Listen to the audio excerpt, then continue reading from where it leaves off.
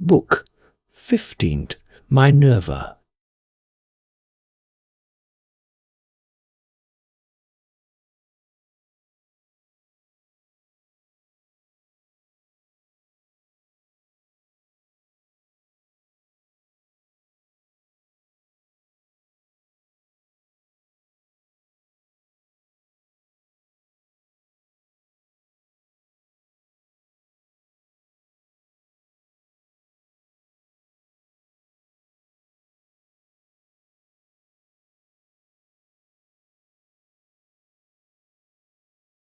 But Minerva went to the fair city of Lacedaemon to tell Ulysses' son that he was to return at once.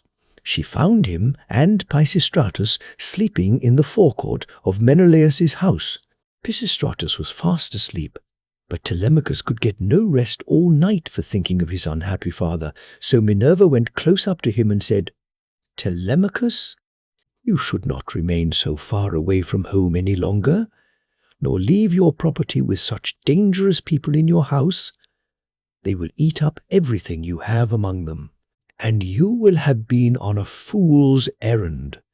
Ask Menelaus to send you home at once if you wish to find your excellent mother still there when you get back. Her father and brothers are already urging her to marry Eurymachus, who has given her more than any of the others, and has been greatly increasing his wedding presents. I hope nothing valuable may have been taken from the house in spite of you, but you know what women are. They always want to do the best they can for the man who marries them, and never give another thought to the children of their first husband, nor to their father either when he is dead and done with. Go home, therefore, and put everything in charge of the most respectable woman-servant that you have, until it shall please heaven to send you a wife of your own. Let me tell you also of another matter which you had better attend to. The chief men among the suitors are lying in wait for you in the strait between Ithaca and Samos, and they mean to kill you before you can reach home. I do not much think they will succeed. It is more likely that some of those who are now eating up your property will find a grave themselves. Sail night and day, and keep your ship well away from the islands. The god who watches over you and protects you will send you a fair wind. As soon as you get to Ithaca, send your ship and men on to the town, but yourself go straight to the swineherd, who has charge of your pigs. He is well disposed toward you. Stay with him, therefore, for the night, and then send him to Penelope to tell her that you have got back safe from Pylos." Then she went back to Olympus, but Telemachus stirred Pisistratus with his heel to rouse him, and said, "Wake up, Pisistratus, and yoke the horses to the chariot, for we must set off home." But Pisistratus said, "No matter what hurry we are in, we cannot drive in the dark. It will be morning soon. Wait till Menelaus has brought his presents and put them in the chariot for us, and let him say goodbye to us in the usual way. So long as he lives, a guest should never forget a host who has shown him kindness." As he spoke, day began to break, and Menelaus, who had already risen, leaving Helen in bed, came towards them. When Telemachus saw him, he put on his shirt as fast as he could, threw a great cloak over his shoulders, and went out to meet him. "Menelaus," said he, "let me go back now to my own country, for I want to get home." And Menelaus answered, "Telemachus, if you insist on going, I will not detain you. I do not like to see a host either too fond of his guest or too rude to him. Moderation is best in all things, and not letting a man go when he wants to do so is as bad as telling him to go if he would like to stay. One should treat a guest well as long as he is in the house, and speed him when he wants to leave it. Wait then, till I can get your beautiful presents into your chariot, and till you have yourself seen them. I will tell the women to prepare a sufficient dinner for you of what there may be in the house. It will be at once more proper and cheaper for you to get your dinner before setting out on such a long journey. If, moreover, you have a fancy for making a tour in Hellas or in the Peloponnese. I will yoke my horses and will conduct you myself through all our principal cities. No one will send us away empty-handed. Everyone will give us something. A bronze tripod, a couple of mules, or a gold cup." "Menelaus," replied Telemachus, "I want to go home at once, for when I came away I left my property without protection, and fear that while looking for my father I shall come to ruin myself, or find that something valuable has been stolen during my absence." When Menelaus heard this, he immediately told his wife and servants to prepare a sufficient dinner from what there might be in the house. At this moment Eteoneus joined him, for he lived close by and had just got up, so Menelaus told him to light the fire and cook some meat, which he at once did. Then Menelaus went down into his fragrant storeroom, not alone, but Helen went too, with Megapenthes. When he reached the place where the treasures of his house were kept, he selected a double cup, and told his son Megapenthes to bring also a silver mixing bowl. Meanwhile, Helen went to the chest where she kept the lovely dresses which she had made with her own hands, and took out one that was largest and most beautifully enriched with embroidery. It glittered like a star, and lay at the very bottom of the chest. Then they all came back through the house again till they got to Telemachus, and Menelaus said, "Telemachus, may Jove, the mighty husband of Juno, bring you safely home according to your desire.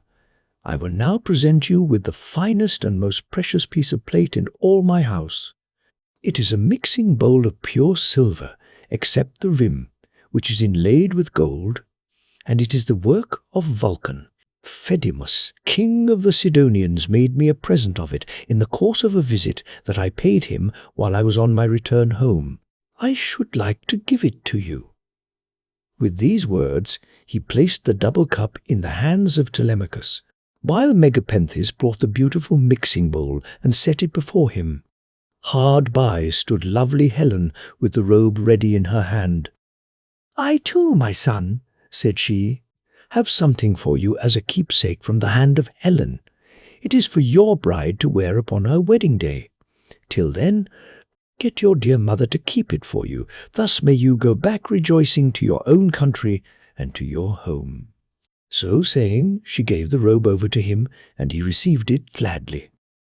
Then Pisistratus put the presents into the chariot and admired them all as he did so.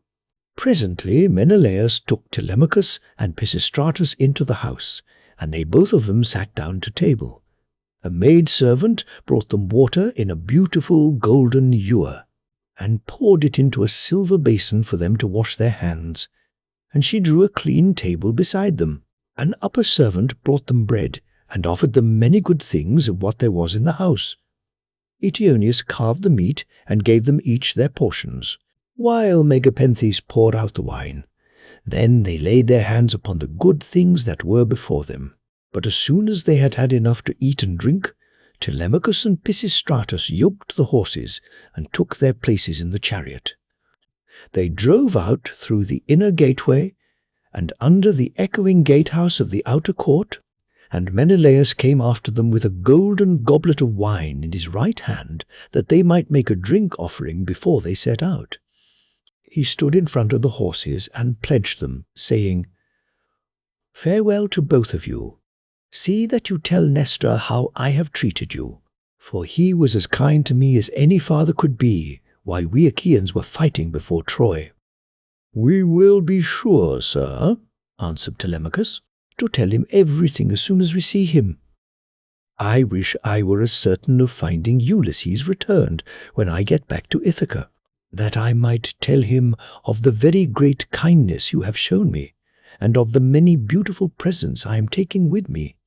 As he was thus speaking, a bird flew on his right hand, an eagle with a great white goose in its talons, which it had carried off from the farmyard, and all the men and women were running after it and shouting. It came quite close up to them and flew away on their right hands in front of the horses. When they saw it, they were glad, and their hearts took comfort within them, whereon Pisistratus said, Tell me, Menelaus, has heaven sent this omen for us or for you?" Menelaus was thinking what would be the most proper answer for him to make, but Helen was too quick for him and said, "I will read this matter as heaven has put it in my heart, and as I doubt not that it will come to pass." The eagle came from the mountain where it was bred and has its nest, and in like manner Ulysses, after having travelled far and suffered much, will return to take his revenge. If indeed he is not back already, and hatching mischief for the suitors. "May Jove so grant it," replied Telemachus. "If it should prove to be so, I will make vows to you as though you were a god, even when I am at home." As he spoke, he lashed his horses, and they started off at full speed through the town towards the open country. They swayed the yoke upon their necks and travelled the whole day long till the sun set and darkness was over all the land.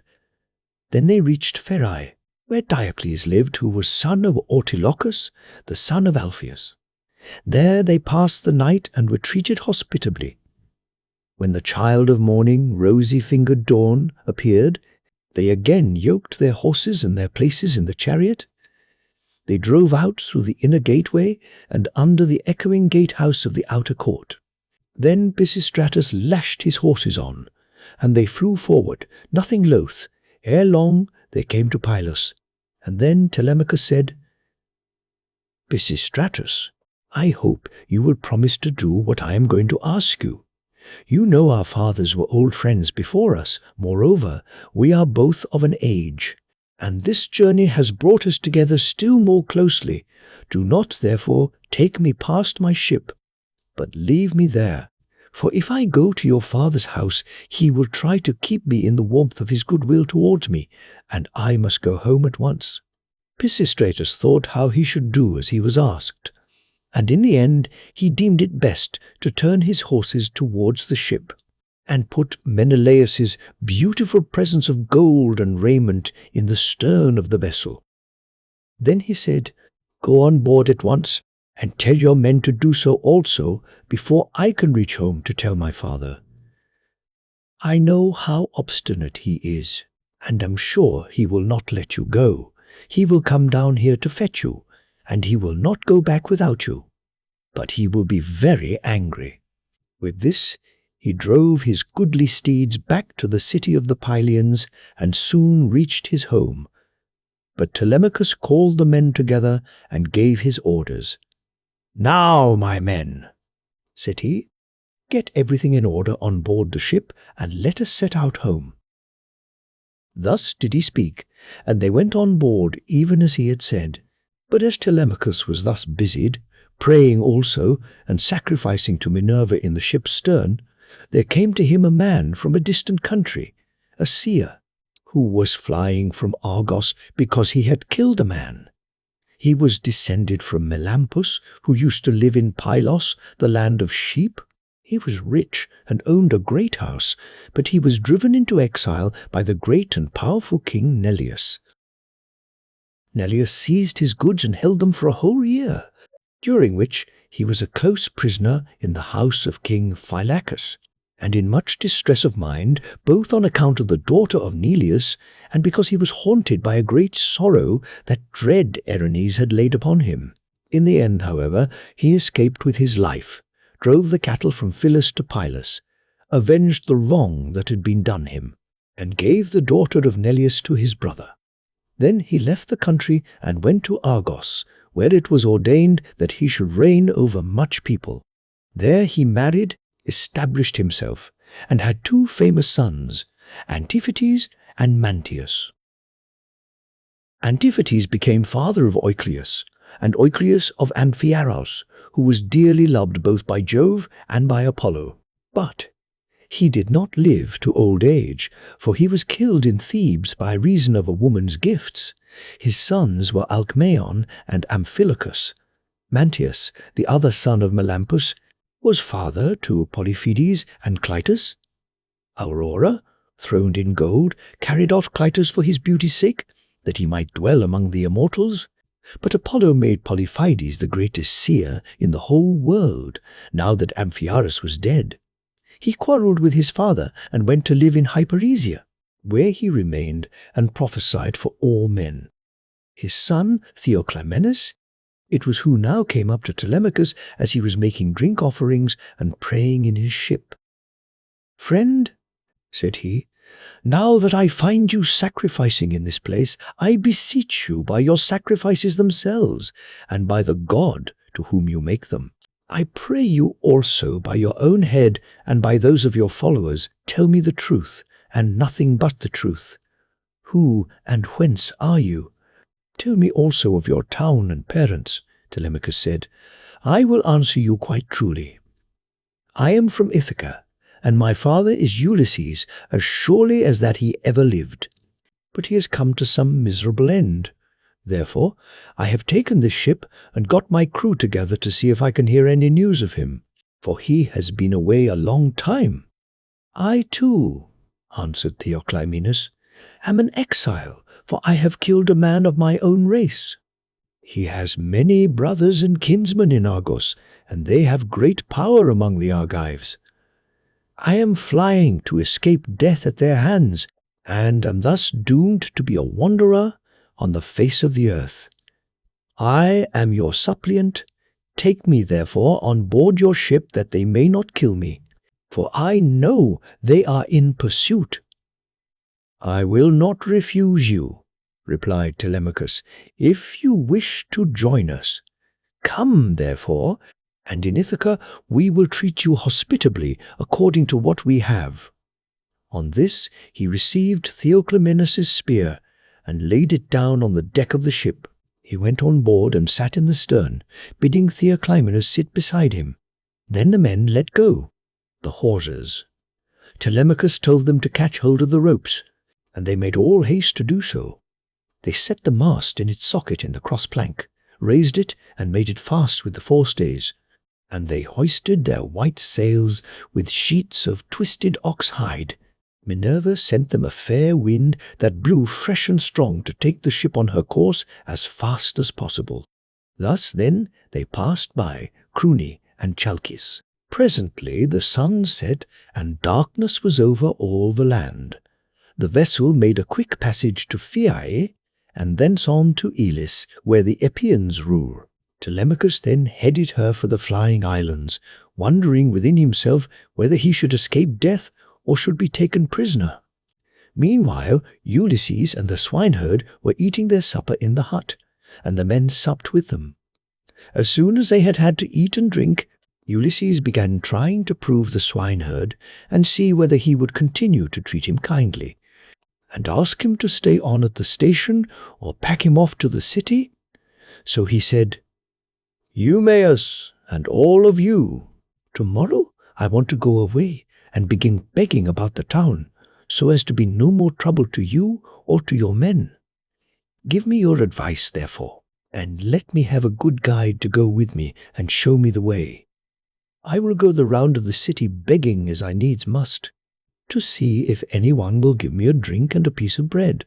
I should like also to go to the house of Ulysses and bring news of her husband to Queen Penelope.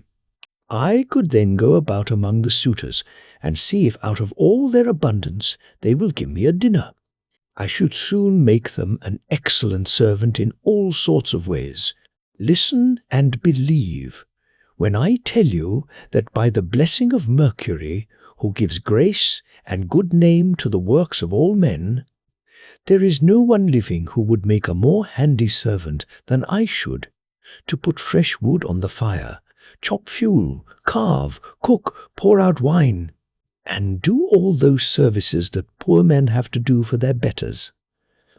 The swineherd was very much disturbed when he heard this. "Heaven help me," he exclaimed, "whatever can have put such a notion as that into your head?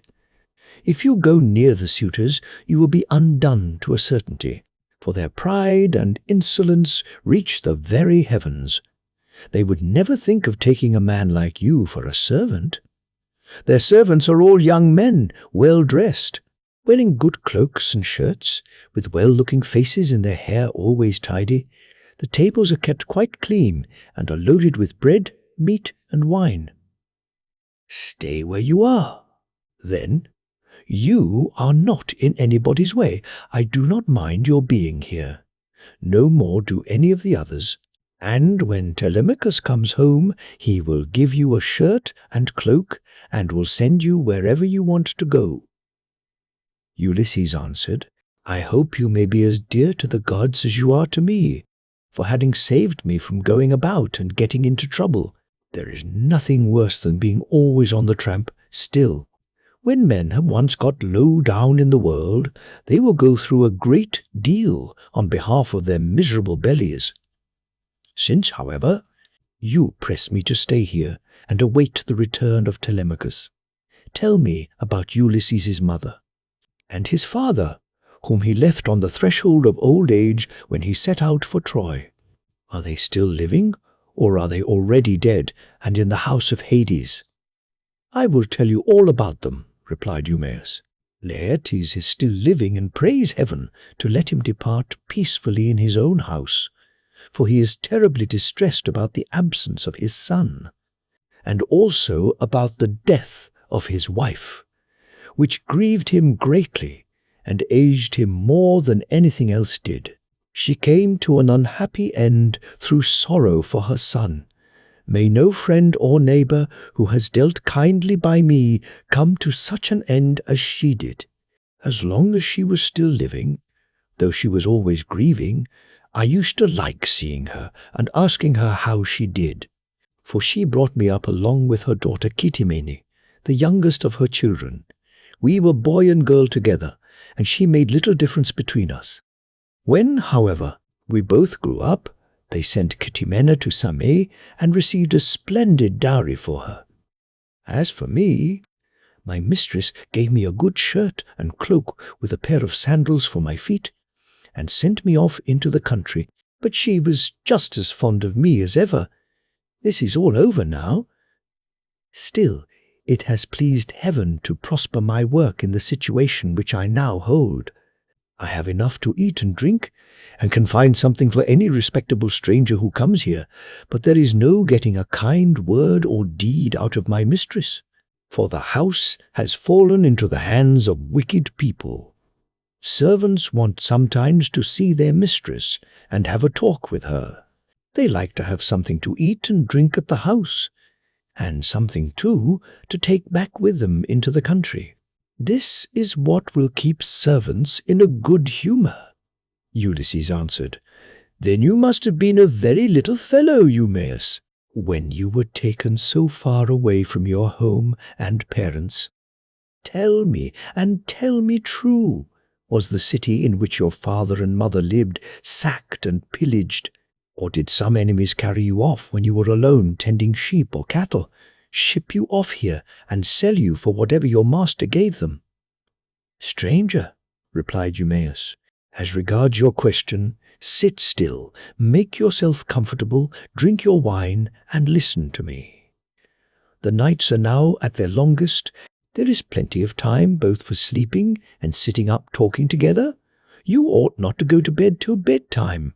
Too much sleep is as bad as too little. If any one of the others wishes to go to bed, let him leave us and do so. He can then take my master's pigs out when he has done breakfast in the morning. We too will sit here eating and drinking in the hut, and telling one another stories about our misfortunes. For when a man has suffered much, and been buffeted about in the world, he takes pleasure in recalling the memory of sorrows that have long gone by. As regards your question, then, my tale is as follows. You may have heard of an island called Sierra that lies over above Ortygia, where the land begins to turn round and look in another direction. It is not very thickly peopled, but the soil is good, with much pasture fit for cattle and sheep, and it abounds with wine and wheat. Dearth never comes there, nor are the people plagued by any sickness, but when they grow old, Apollo comes with Diana and kills them with his painless shafts. It contains 2 communities, and the whole country is divided between these 2. My father, Ctesias, son of Ormenus, a man comparable to the gods, reigned over both, Now to this place there came some cunning traders from Phoenicia, for the Phoenicians are great mariners, in a ship which they had freighted with gewgaws of all kinds. There happened to be a Phoenician woman in my father's house, very tall and comely, and an excellent servant. These scoundrels got hold of her one day when she was washing near their ship, seduced her, and cajoled her in ways that no woman can resist, no matter how good she may be by nature. The man who had seduced her asked her who she was and where she came from, and on this she told him her father's name. "I come from Sidon," said she, "and am daughter to Aribas, a man rolling in wealth.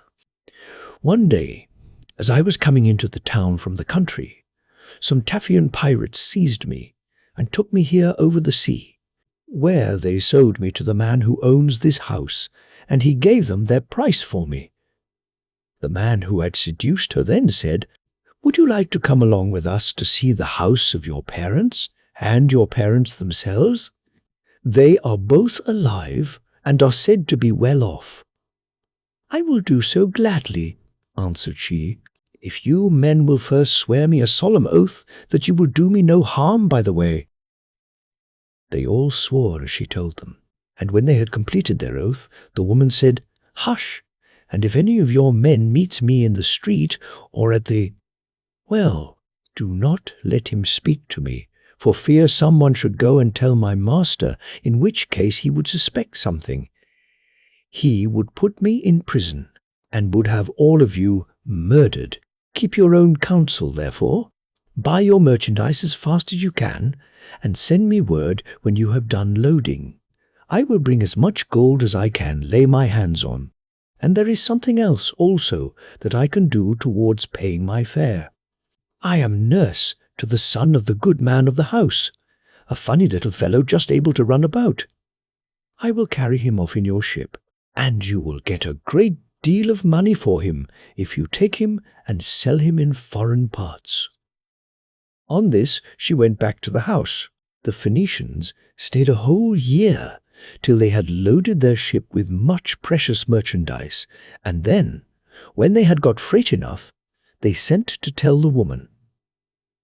Their messenger, a very cunning fellow, came to my father's house bringing a necklace of gold with amber beads strung among it, and while my mother and the servants had it in their hands, admiring it and bargaining about it, he made a sign quietly to the woman, and then went back to the ship, whereon she took me by the hand and led me out of the house.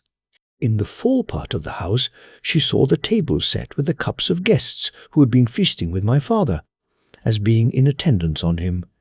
These were now all gone to a meeting of the public assembly, so she snatched up 3 cups and carried them off in the bosom of her dress, while I followed her, for I knew no better. The sun was now set, and darkness was over all the land, so we hurried on as fast as we could till we reached the harbour, where the Phoenician ship was lying. When they had got on board, they sailed their ways over the sea, taking us with them, and Jove sent then a fair wind. 6 days did we sail both night and day. But on the 7th day Diana struck the woman, and she fell heavily down into the ship's hold, as though she were a seagull alighting on the water. So they threw her overboard to the seals and fishes, and I was left all sorrowful and alone. Presently the winds and waves took the ship to Ithaca, where Laertes gave sundry of his chattels for me, and thus it was that ever I came to set eyes upon this country.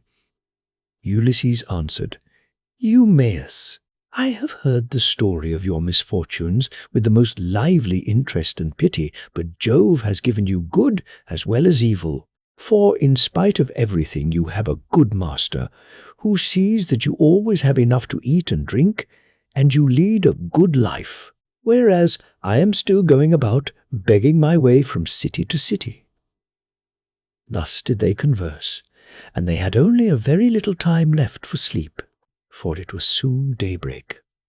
In the meantime Telemachus and his crew were nearing land, so they loosed the sails, took down the mast, and rowed the ship into the harbour. They cast out their mooring stones and made fast the hawsers. They then got out upon the seashore, mixed their wine, and got dinner ready. As soon as they had had enough to eat and drink, Telemachus said, "Take the ship onto the town, but leave me here, for I want to look after the herdsmen on one of my farms. In the evening, when I have seen all I want, I will come down to the city, and tomorrow morning in return for your trouble, I will give you all a good dinner with meat and wine." Then Theoclymenus said, "And what, my dear young friend, is to become of me? To whose house, among all your chief men, am I to repair, or shall I go straight to your own house and to your mother?" "At any other time," replied Telemachus, "I should have bidden you go to my own house, for you would find no want of hospitality at the present moment, however. You would not be comfortable there, for I shall be away, and my mother will not see you. She does not often show herself even to the suitors, but sits at her loom weaving in an upper chamber, out of their way. But I can tell you a man whose house you can go to. I mean Eurymachus, the son of Polybus, who is held in the highest estimation by everyone in Ithaca. He is much the best man and the most persistent wooer. Of all those who are paying court to my mother and trying to take Ulysses's place. Jove, however, in heaven alone knows whether or no they will come to a bad end before the marriage takes place." As he was speaking, a bird flew by upon his right hand, a hawk, Apollo's messenger. It held a dove in its talons, and the feathers, as it tore them off, fell to the ground midway between Telemachus and the ship. On this, Theoclymenus called him apart and caught him by the hand.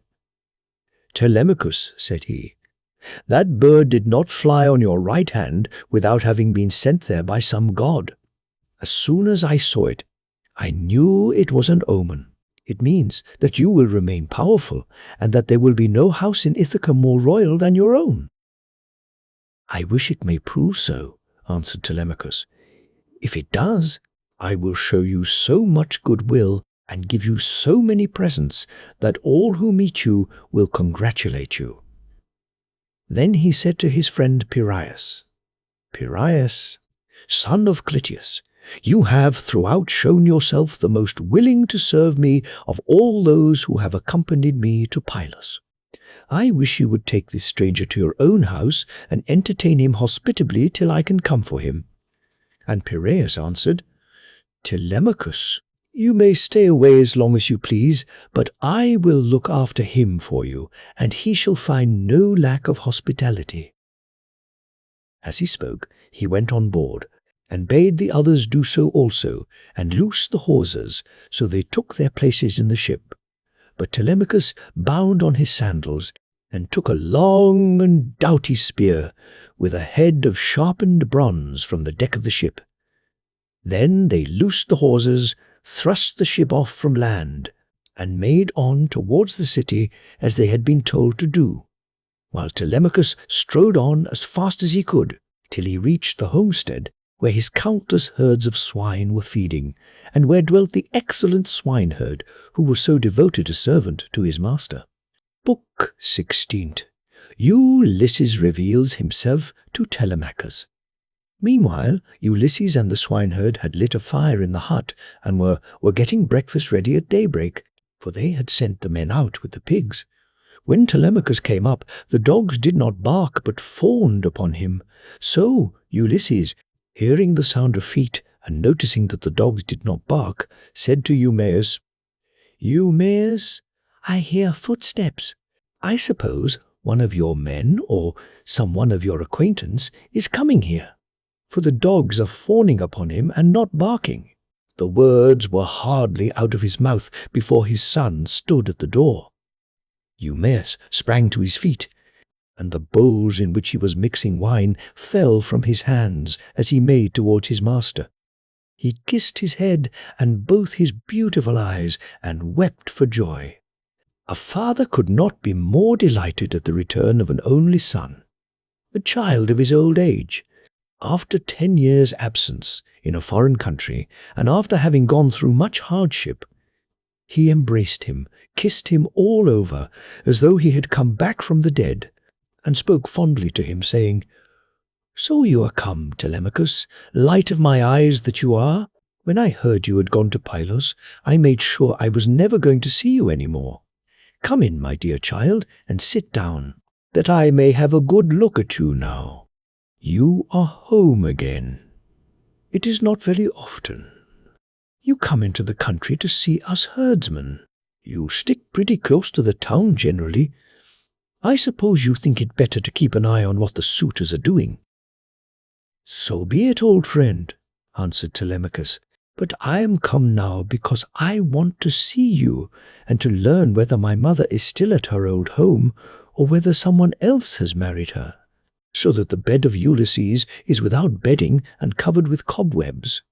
"She is still at the house," replied Eumaeus, grieving and breaking her heart, and doing nothing but weep, both night and day continually. As he spoke, he took Telemachus's spear, whereon he crossed the stone threshold and came inside. Ulysses rose from his seat to give him place as he entered, but Telemachus checked him. "Sit down, stranger," said he. "I can easily find another seat, and there is one here who will lay it for me." Ulysses went back to his own place, and Eumaeus strewed some green brushwood on the floor and threw a sheepskin on top of it for Telemachus to sit upon. Then the swineherd brought them platters of cold meat, the remains from what they had eaten the day before, and he filled the bread-basket with bread as fast as he could.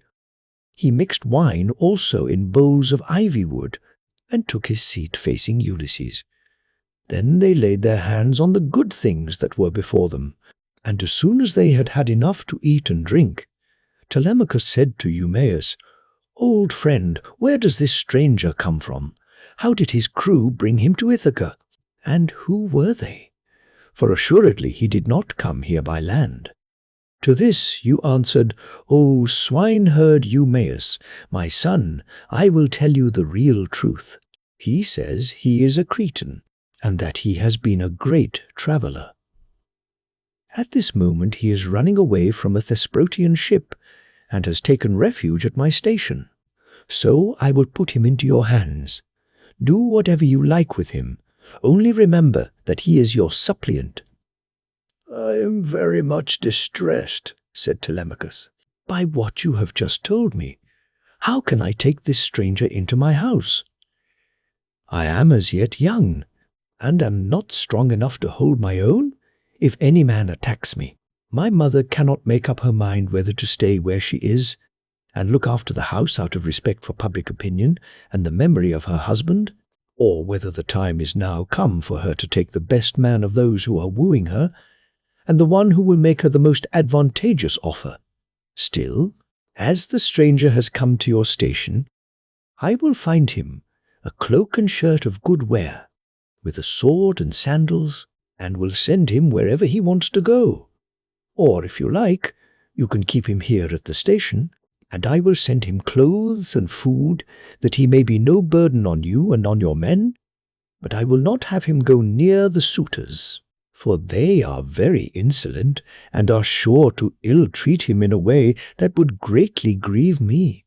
No matter how valiant a man may be, he can do nothing against numbers, for they will be too strong for him." Then Ulysses said, "Sir, it is right that I should say something myself. I am much shocked about what you have said about the insolent way in which the suitors are behaving in despite of such a man as you are. Tell me, do you submit to such treatment tamely, or has some god set your people against you?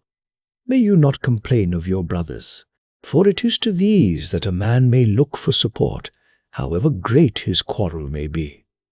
I wish I were as young as you are, and in my present mind, if I were son to Ulysses, or indeed Ulysses himself, I would rather someone came and cut my head off. But I would go to the house and be the bane of every one of these men, if they were too many for me, I being single-handed. I would rather die fighting in my own house than see such disgraceful sights day after day, strangers grossly maltreated, and men dragging the women servants about the house in an unseemly way, wine drawn recklessly, and bread wasted all to no purpose for an end that shall never be accomplished.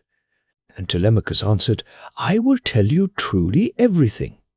There is no enmity between me and my people, nor can I complain of brothers, to whom a man may look for support, however great his quarrel may be. Jove has made us a race of only sons. Laertes was the only son of Archesius, and Ulysses only son of Laertes. I am myself the only son of Ulysses, who left me behind him when he went away, so that I have never been of any use to him. Hence it comes that my house is in the hands of numberless marauders, for the chiefs from all the neighbouring islands, Dulichium, Same, Zacynthus, as also all the principal men of Ithaca itself, are eating up my house under the pretext of paying court to my mother, who will neither say point blank that she will not marry, nor yet bring matters to an end. So they are making havoc of my estate, and before long will do so with myself into the bargain. The issue, however, rests with heaven. But do you, old friend Eumaeus, go at once and tell Penelope that I am safe and have returned from Pylos. Tell it to herself alone, and then come back here without letting anyone else know, for there are many who are plotting mischief against me. I understand and heed you, replied Eumaeus. You need instruct me no further. Only as I am going that way, say whether I had not better let poor Laertes know that you are returned.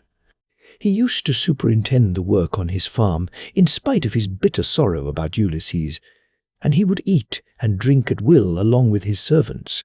But they tell me that from the day on which you set out for Pylos, he has neither eaten nor drunk as he ought to do, nor does he look after his farm, but sits weeping and wasting the flesh from off his bones.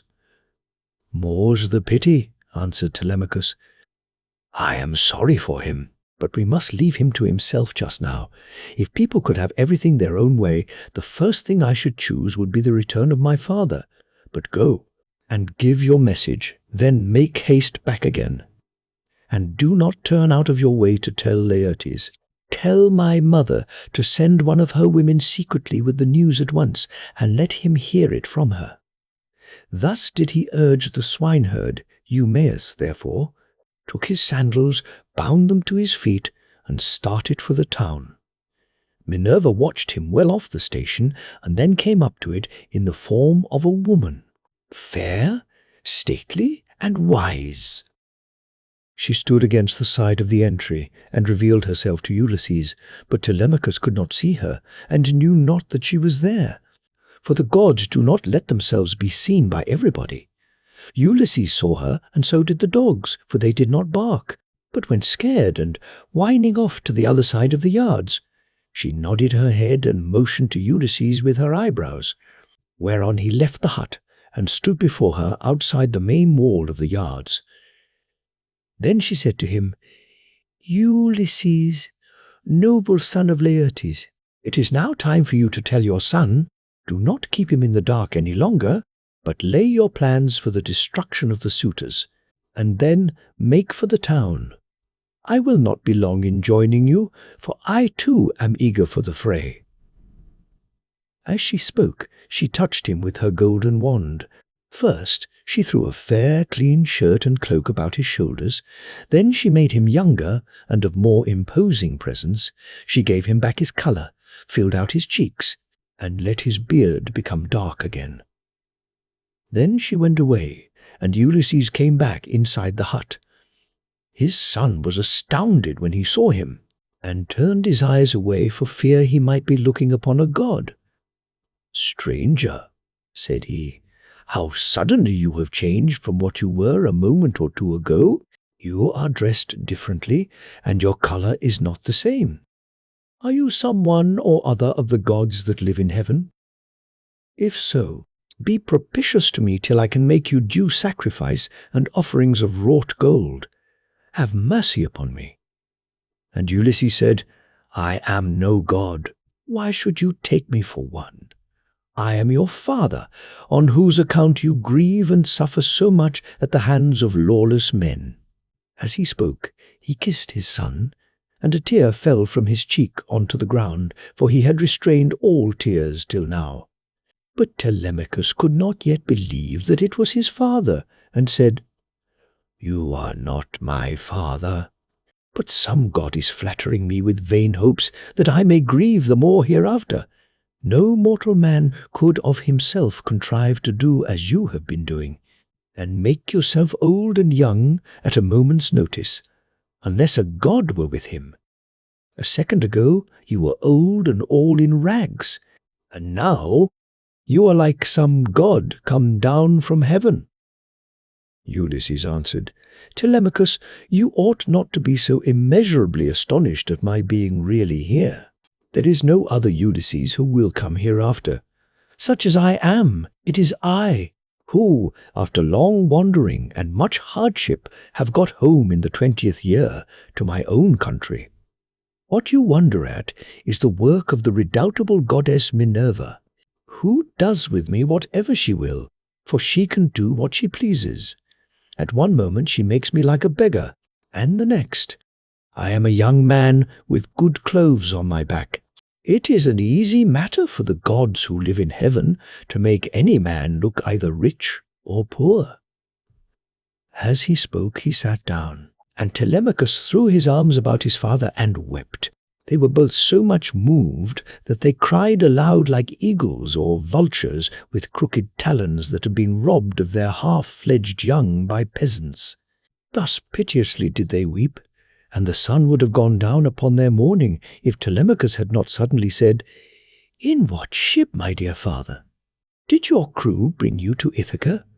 Of what nation did they declare themselves to be? For you cannot have come by land." "I will tell you the truth, my son," replied Ulysses. "It was the Phaeacians who brought me here. They are great sailors, and are in the habit of giving escorts to anyone who reaches their coasts. They took me over the sea while I was fast asleep, and landed me in Ithaca after giving me many presents in bronze, gold, and raiment. These things, by heaven's mercy, are lying concealed in a cave, and I am now come here on the suggestion of Minerva that we may consult about killing our enemies. First, therefore, give me a list of the suitors with their number, that I may learn who and how many they are. I can then turn the matter over in my mind, and see whether we two can fight the whole body of them ourselves, or whether we must find others to help us." To this Telemachus answered, "Father, I have always heard of your renown, both in the field and in council, but the task you talk of is a very great one. I am awed at the mere thought of it. 2 men cannot stand against many and brave ones. There are not 10 suitors only, nor twice 10, but 10 many times over. You shall learn their number at once. There are 52 chosen youths from Dulichium, and they have 6 servants. From Same there are 24, 20 young Achaeans from Zacynthus, and 12 from Ithaca itself, all of them well born. They have with them a servant, Medon, a bard, and 2 men who can carve at table. If we face such numbers as this, you may have bitter cause to rue your coming and your revenge. See whether you cannot think of someone who would be willing to come and help us." "Listen to me," replied Ulysses, "and think whether Minerva and her father Jove may seem sufficient, or whether I am to try and find someone else as well." "Those whom you have named," answered Telemachus, "are a couple of good allies, for though they dwell high up among the clouds, they have power over both gods and men." "These 2," continued Ulysses, "will not keep long out of the fray, when the suitors and we join fight in my house. Now, therefore, return home early tomorrow morning, and go about among the suitors as before. Later on, the swineherd will bring me to the city disguised as a miserable old beggar. If you see them ill-treating me, steel your heart against my sufferings, even though they drag me feet foremost out of the house, or throw things at me. Look on, and do nothing beyond gently trying to make them behave more reasonably, but they will not listen to you, for the day of their reckoning is at hand. Furthermore I say, and lay my saying to your heart, when Minerva shall put it in my mind, I will nod my head to you, and on seeing me do this, you must collect all the armor that is in the house and hide it in the strong storeroom. Make some excuse when the suitors ask you why you are removing it. Say that you have taken it to be out of the way of the smoke. Inasmuch as it is no longer what it was when Ulysses went away, but has become soiled and begrimed with soot. Add to this, more particularly, that you are afraid Jove may set them on to quarrel over their wine, and that they may do each other some harm, which may disgrace both banquet and wooing. For the sight of arms sometimes tempts people to use them. But leave a sword and a spear apiece for yourself and me, and a couple of oxhide shields, so that we can snatch them up at any moment. Jove and Minerva will then soon quiet these people. There is also another matter. If you are indeed my son, and my blood runs in your veins, let no one know that Ulysses is within the house, neither Laertes, nor yet the swineherd, nor any of the servants, nor even Penelope herself. Let you and me exploit the women alone, and let us also make trial of some other of the men servants, to see who is on our side and whose hand is against us. Father, replied Telemachus, you will come to know me by and by, and when you do, you will find that I can keep your counsel. I do not think, however, the plan you propose will turn out well for either of us. Think it over. It will take us a long time to go the round of the farms and exploit the men, and all the time the suitors will be wasting your estate with impunity and without compunction. Prove the women by all means, to see who are disloyal and who guiltless. But I am not in favor of going round and trying the men. We can attend to that later on, if you really have some sign from Jove that he will support you. Thus did they converse, and meanwhile the ship which had brought Telemachus and his crew from Pylos had reached the town of Ithaca.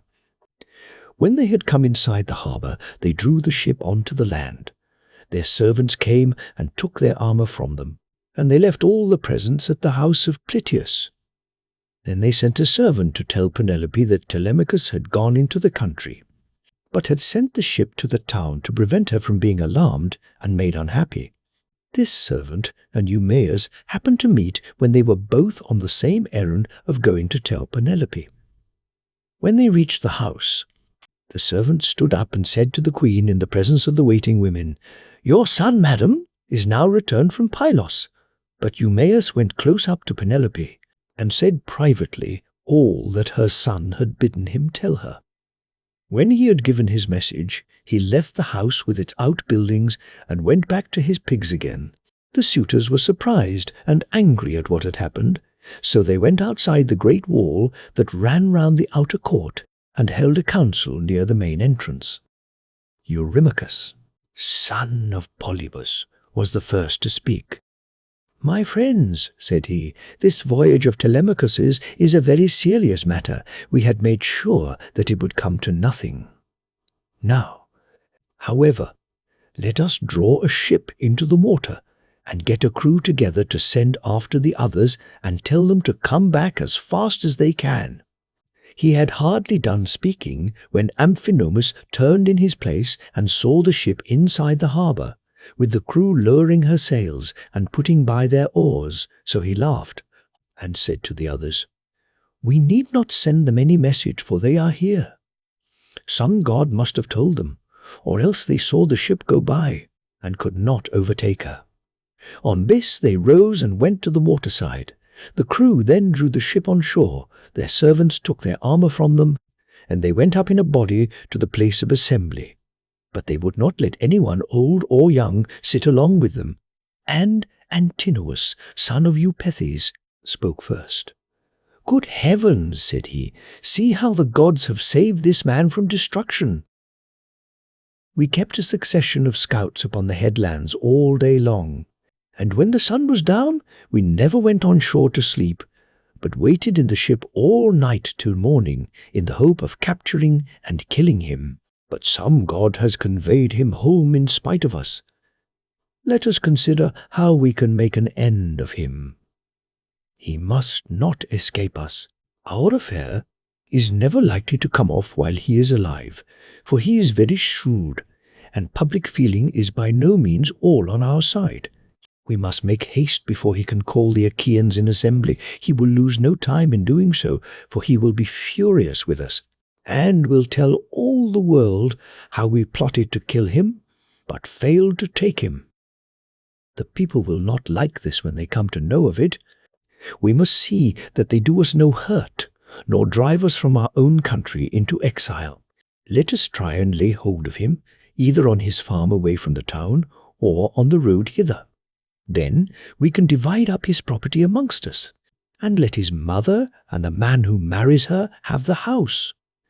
If this does not please you, and you wish Telemachus to live on and hold his father's property, then we must not gather here and eat up his goods in this way, but must make our offers to Penelope each from his own house.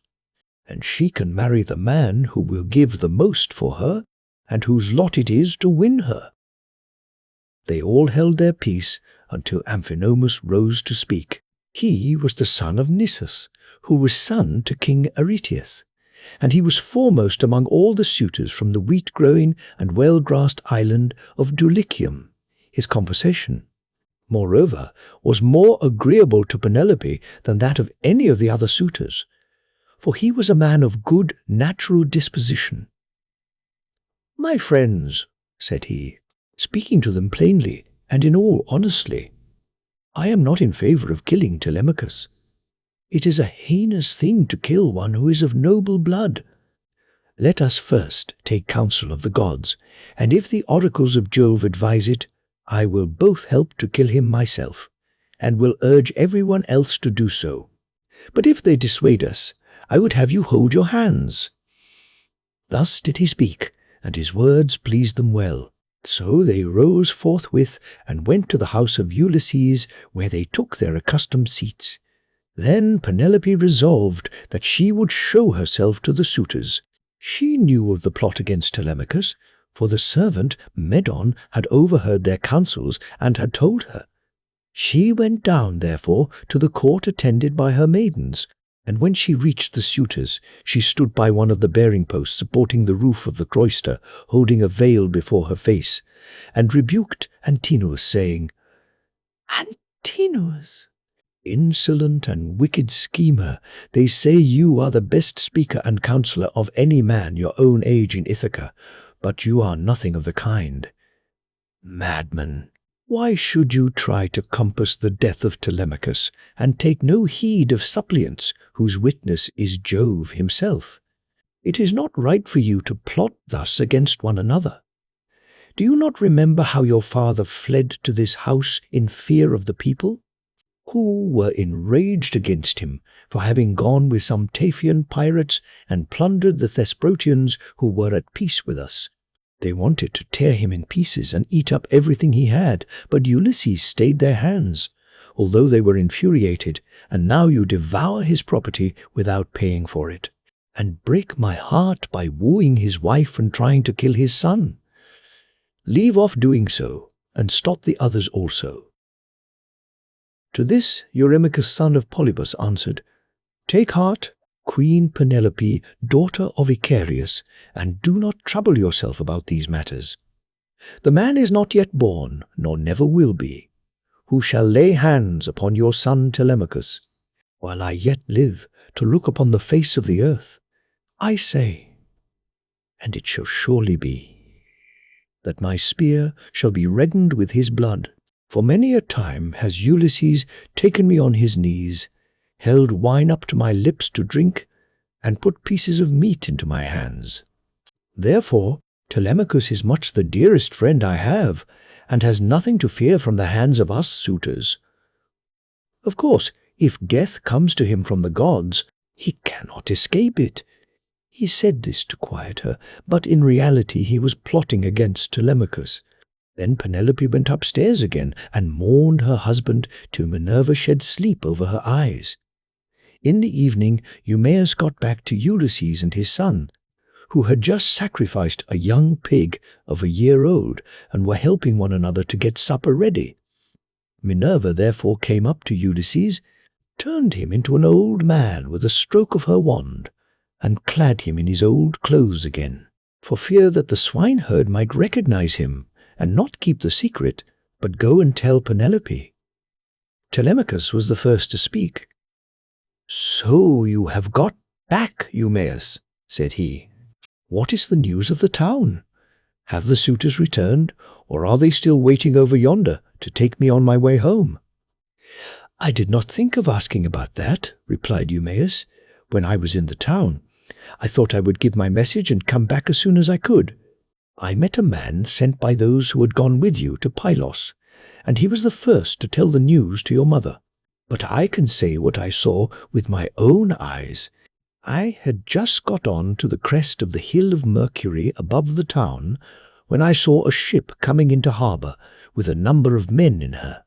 They had many shields and spears, and I thought it was the suitors, but I cannot be sure." On hearing this, Telemachus smiled to his father, but so that Eumaeus could not see him. Then, when they had finished their work and the meal was ready, they ate it, and every man had his full share, so that all were satisfied. As soon as they had had enough to eat and drink, they laid down to rest and enjoyed the boon of sleep. Telemachus and his mother meet. Ulysses and Eumaeus come down to the town, and Ulysses is insulted by Melanthius. He is recognized by the dog Argos. He is insulted, and presently struck by Antinous with a stool. Penelope desires that he shall be sent to her. When the child of morning, rosy-fingered Dawn, appeared, Telemachus bound on his sandals and took a strong spear that suited his hands, for he wanted to go into the city. "Old friend," said he to the swineherd, "I will now go to the town and show myself to my mother, for she will never leave off grieving till she has seen me. As for this unfortunate stranger, take him to the town, and let him beg there of anyone who will give him a drink and a piece of bread. I have trouble enough of my own, and cannot be burdened with other people. If this makes him angry, so much the worse for him, but I like to say what I mean." Then Ulysses said, "Sir, I do not want to stay here. A beggar can always do better in town than country, for anyone who likes can give him something. I am too old to care about remaining here at the beck and call of a master. Therefore, let this man do as you had just told him, and take me to the town as soon as I have had a warm by the fire, and the day has got a little heat in it. My clothes are wretchedly thin, and this frosty morning I shall be perished with cold, for you say the city is some way off." On this Telemachus strode off through the yards, brooding his revenge upon the suitors. When he reached home, he stood his spear against a bearing post of the cloister, crossed the stone floor of the cloister itself, and went inside. Nurse Euryclea saw him long before anyone else did. She was putting the fleeces onto the seats, and she burst out crying as she ran up to him. All the other maids came up too, and covered his head and shoulders with their kisses. Penelope came out of her room, looking like Diana or Venus, and wept as she flung her arms about her son. She kissed his forehead and both his beautiful eyes. "Light of my eyes," she cried as she spoke fondly to him. "So you are come home again. I made sure I was never going to see you any more. To think of your having gone off to Pylos without saying anything about it or obtaining my consent. But come, tell me what you saw." "Do not scold me, mother," answered Telemachus, "nor vex me, seeing what a narrow escape I have had. But wash your face, change your dress, go upstairs with your maids, and promise full and sufficient hecatombs to all the gods if Jove will only grant us our revenge upon the suitors. I must now go to the place of assembly to invite a stranger who has come back with me from Pylos. I sent him on with my crew, and told Piraeus to take him home and look after him till I could come for him myself. She heeded her son's words, washed her face, changed her dress, and vowed full and sufficient hecatombs to all the gods if they would only vouchsafe her revenge upon the suitors. Telemachus went through and out of the cloisters spear in hand, not alone, for his 2 fleet dogs went with him. Minerva endowed him with a presence of such divine comeliness that all marvelled at him as he went by, and the suitors gathered round him with fair words in their mouths and malice in their hearts. But he avoided them, and went to sit with Mentor, Antiphus, and Halitherses, old friends of his father's house, and they made him tell them all that had happened to him. Then Piraeus came up with Theoclymenus, whom he had escorted through the town to the place of assembly, whereon Telemachus at once joined them. Piraeus was first to speak. "Telemachus," said he, "I wish you would send some of your women to my house to take away the presents Menelaus gave you." "We do not know, Piraeus," answered Telemachus, "what may happen. If the suitors kill me in my own house and divide my property among them, I would rather you had the presents than that any of those people should get hold of them. If, on the other hand, I manage to kill them, I shall be much obliged if you will kindly bring me my presents." With these words he took Theoclymenus to his own house. When they got there, they laid their cloaks on the benches and seats, went into the baths, and washed themselves. When the maids had washed and anointed them, and had given them cloaks and shirts, they took their seats at table. A maidservant then brought them water in a beautiful golden ewer, and poured it into a silver basin for them to wash their hands, and she drew a clean table beside them. An upper servant brought them bread, and offered them many good things and what there was in the house.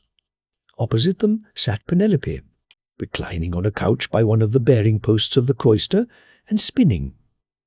Then they laid their hands on the good things that were before them, and as soon as they had had enough to eat and drink, Penelope said, "Telemachus, I shall go upstairs and lie down on that sad couch, which I have not ceased to water with my tears from the day Ulysses set out for Troy with the sons of Atreus.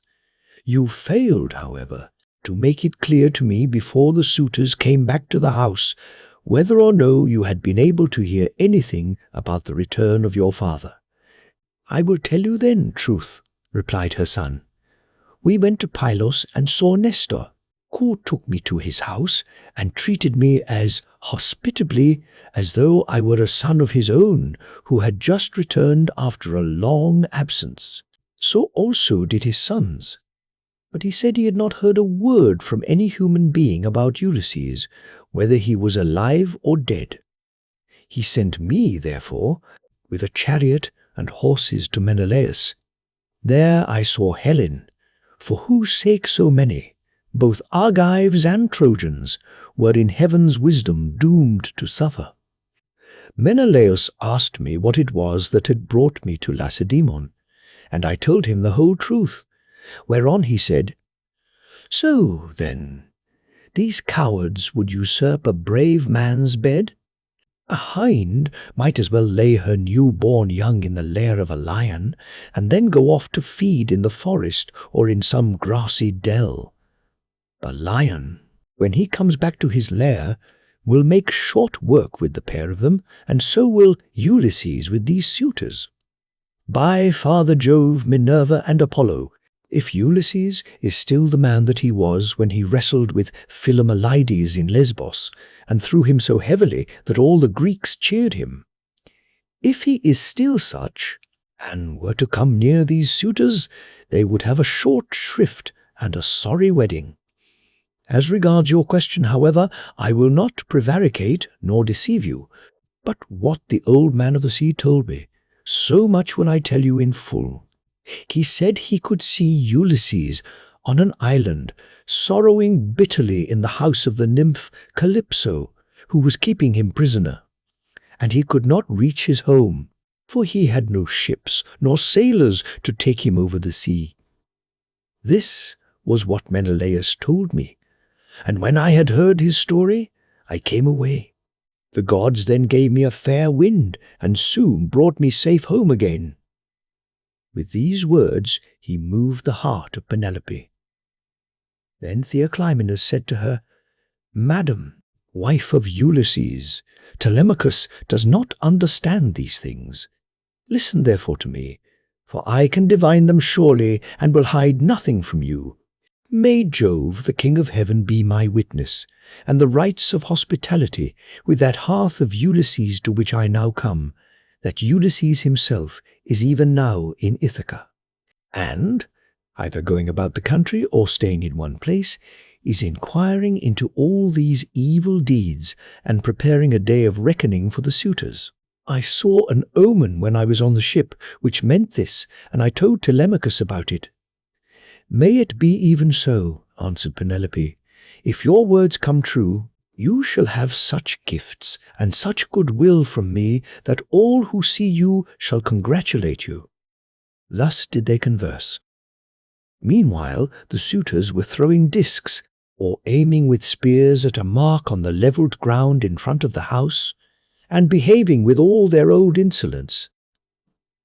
But when it was now time for dinner, and the flock of sheep and goats had come into the town from all the country round with their shepherds as usual, then Medon, who was their favourite servant, and who waited upon them at table, said, "Now then, my young masters, you have had enough sport, so come inside that we may get dinner ready.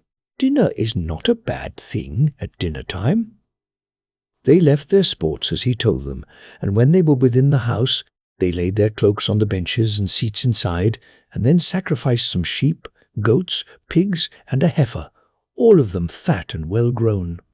Thus they made ready for their meal. In the meantime, Ulysses and the swineherd were about starting for the town, and the swineherd said, "Stranger, I suppose you still want to go to town today, as my master said you were to do. For my own part, I should have liked you to stay here as a station hand, but I must do as my master tells me, or he will scold me later on, and a scolding from one's master is a very serious thing. Let us then be off, for it is now broad day. It will be night again directly, and then you will find it colder." "I know, and understand you," replied Ulysses. "You need say no more. Let us be going. But if you have a stick ready cut, let me have it to walk with, for you say the road is a very rough one." As he spoke, he threw his shabby old tattered wallet over his shoulders by the cord from which it hung, and Eumaeus gave him a stick to his liking.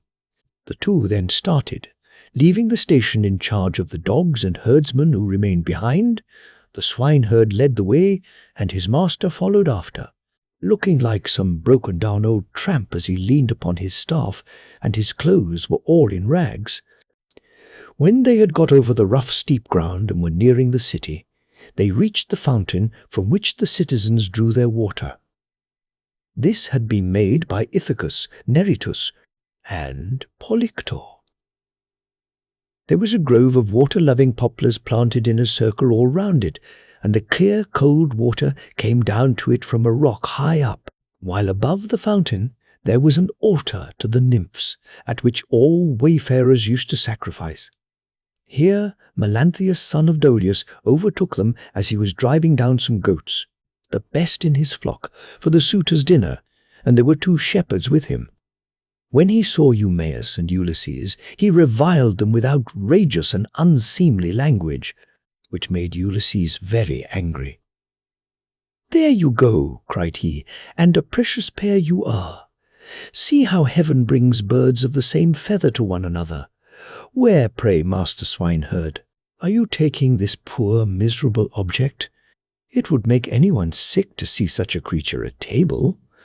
A fellow like this never won a prize for anything in his life, but will go about rubbing his shoulders against every man's doorpost and begging. not for swords and cauldrons like a man, but only for a few scraps not worth begging for.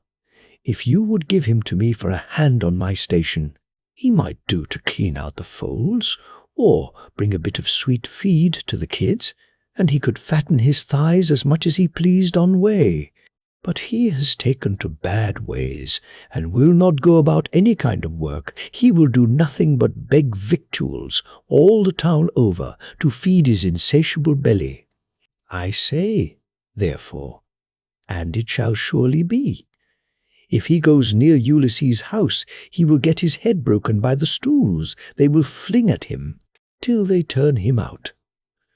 On this, as he passed, he gave Ulysses a kick on the hip out of pure wantonness. But Ulysses stood firm, and did not budge from the path. For a moment he doubted whether or no to fly at Melanthius and kill him with his staff, or fling him to the ground and beat his brains out. He resolved, however, to endure it and keep himself in check. But the swineherd looked straight at Melanthius and rebuked him, lifting up his hands and praying to heaven as he did so. "Fountain nymphs," he cried, "children of Jove, if ever Ulysses burned you, thigh bones covered with fat, whether of lambs or kids, grant my prayer that heaven may send him home. He would soon put an end to the swaggering threats with which such men as you go about insulting people, gadding all over the town while your flocks are going to ruin through bad shepherding." Then Melanthius the goatherd answered, "You ill-conditioned cur, what are you talking about? Some day or other I will put you on board ship and take you to a foreign country, where I can sell you and pocket the money you will fetch. I wish I were as sure that Apollo would strike Telemachus dead this very day, or that the suitors would kill him, as I am that Ulysses will never come home again." With this he left them to come on at their leisure, while he went quickly forward and soon reached the house of his master. When he got there, he went in and took his seat among the suitors opposite Eurymachus, who liked him better than any of the others. The servants brought him a portion of meat, and an upper woman servant set bread before him that he might eat. Presently Ulysses and the swineherd came up to the house and stood by it amid a sound of music, for Phemius was just beginning to sing to the suitors. Then Ulysses took hold of the swineherd's hand and said, "Eumaeus, this house of Ulysses is a very fine place. No matter how far you go, you will find few like it. One building keeps following on after another. The outer court has a wall with battlements all round it. The doors are double-folding and of good workmanship. It would be a hard matter to take it by force of arms. I perceive, too, that there are many people banqueting within it, for there is a smell of roast meat, and I hear a sound of music which the gods have made to go along with feasting." Then Eumaeus said, "You have perceived aright, as indeed you generally do. But let us think what will be our best course. Will you go inside first and join the suitors, leaving me here behind you? Or will you wait here and let me go in first?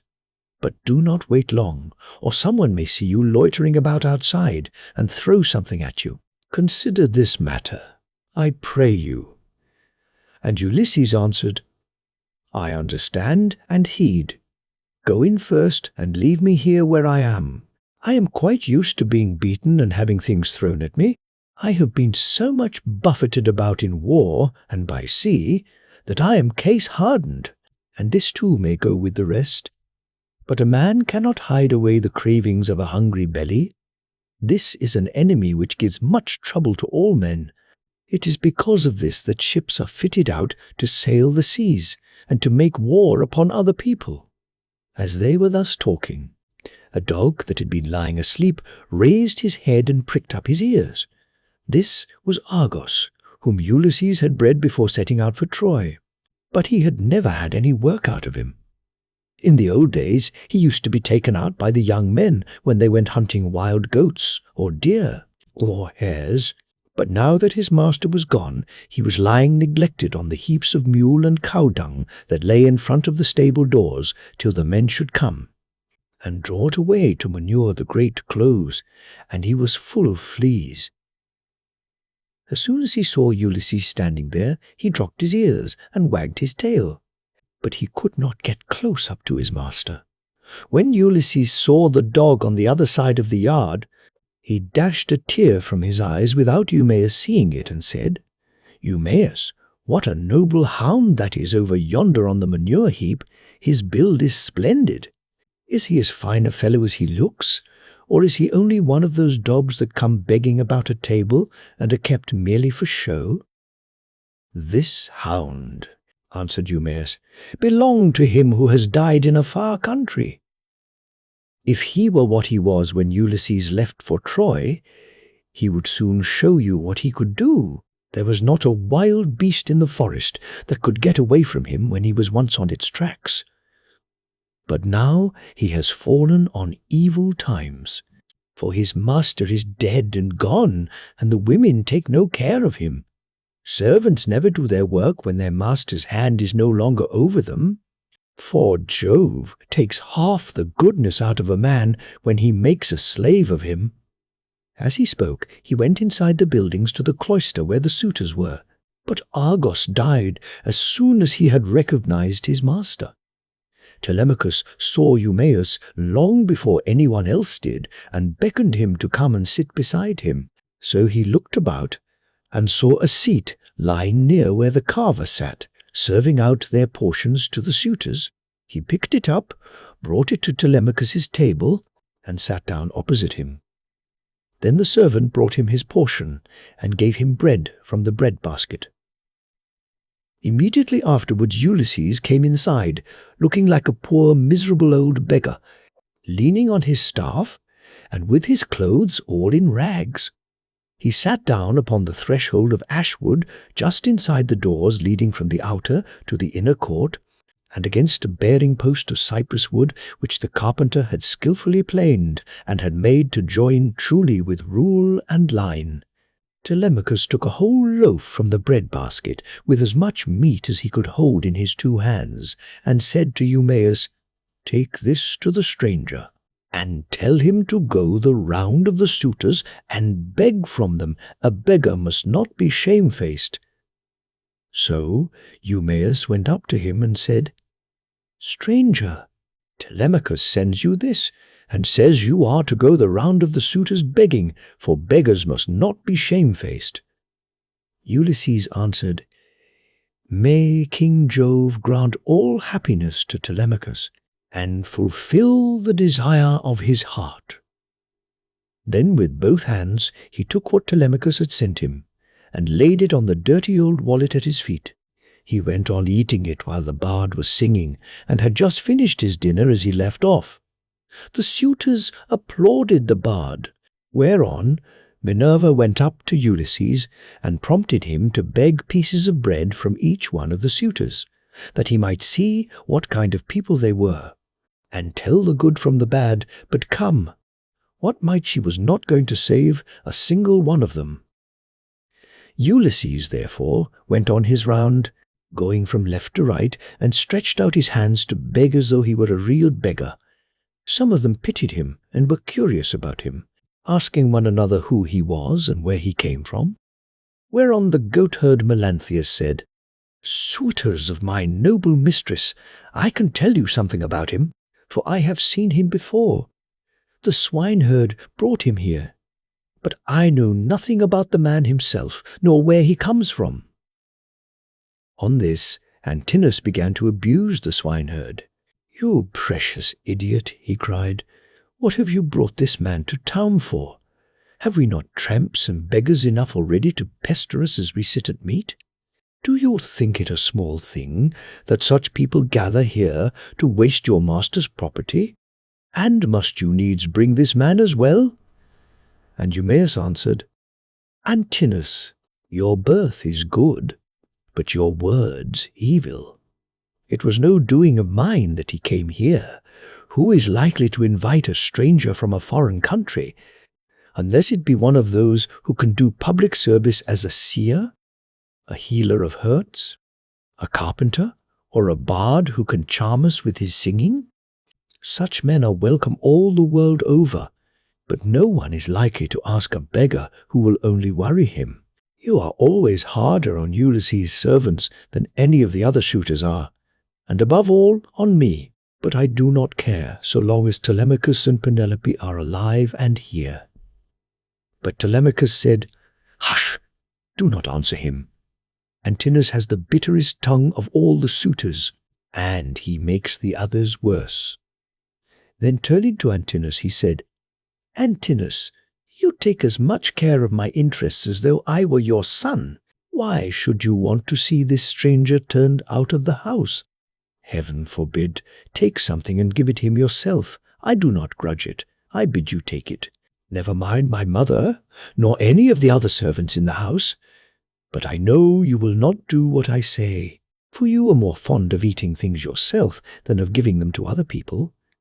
"What do you mean, Telemachus," replied Antinous, "by this swaggering talk? If all the suitors were to give him as much as I will, he would not come here again for another 3 months." As he spoke, he drew the stool on which he rested his dainty feet from under the table, and made as though he would throw it at Ulysses.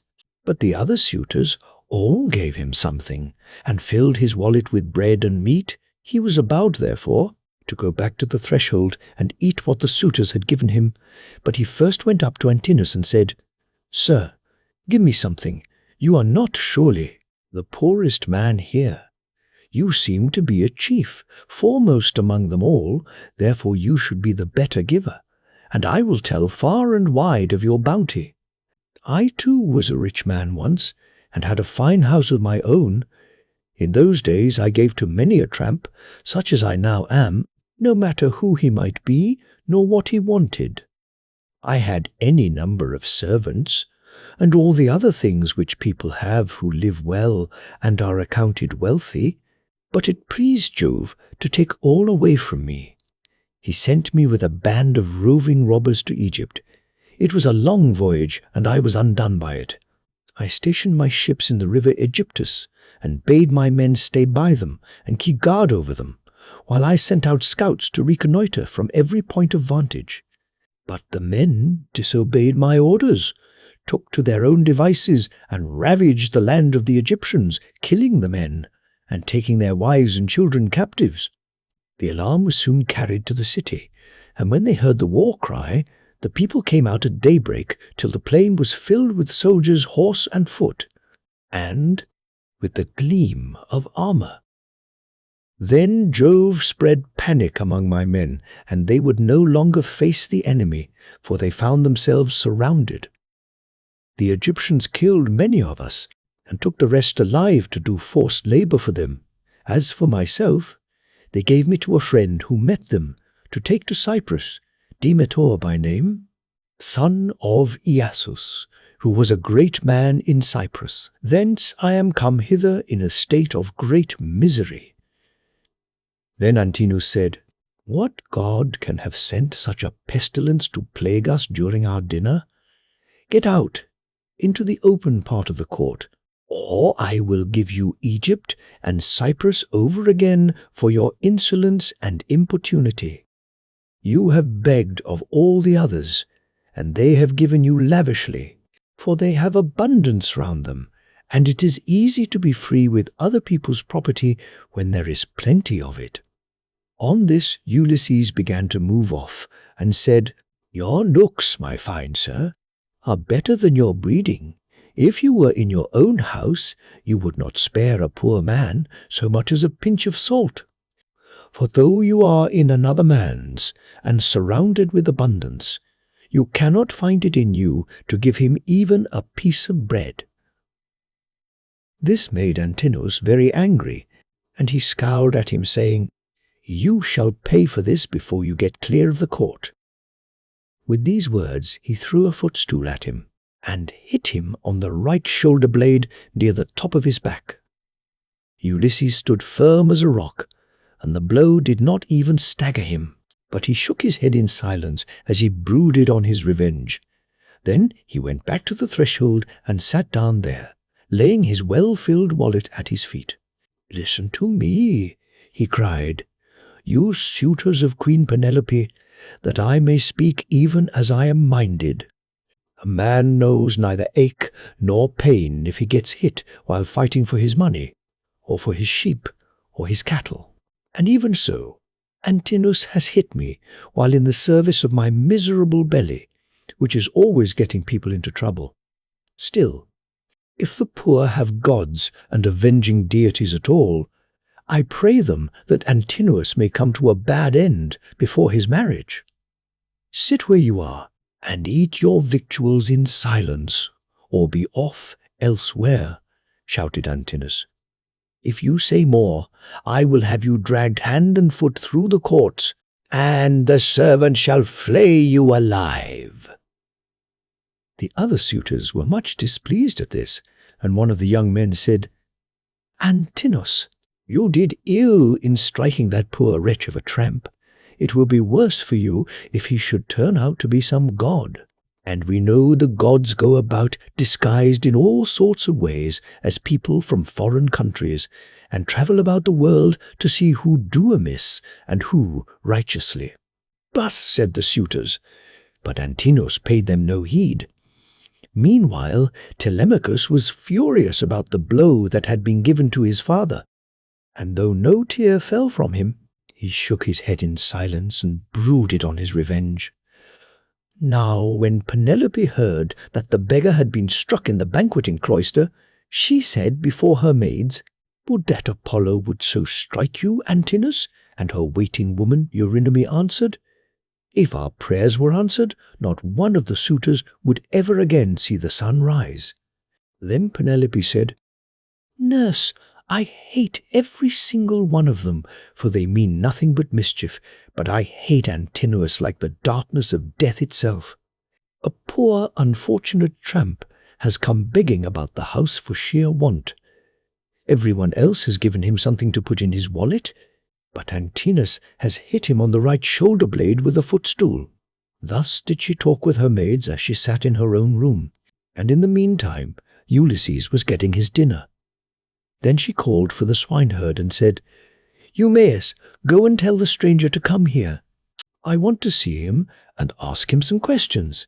He seems to have travelled much, and he may have seen or heard something of my unhappy husband. To this you answered, O swineherd, Eumaeus, if these Achaeans, madam, would only keep quiet, you would be charmed with the history of his adventures. I had him 3 days and 3 nights with me in my hut, which was the first place he reached after running away from his ship, and he has not yet completed the story of his misfortunes.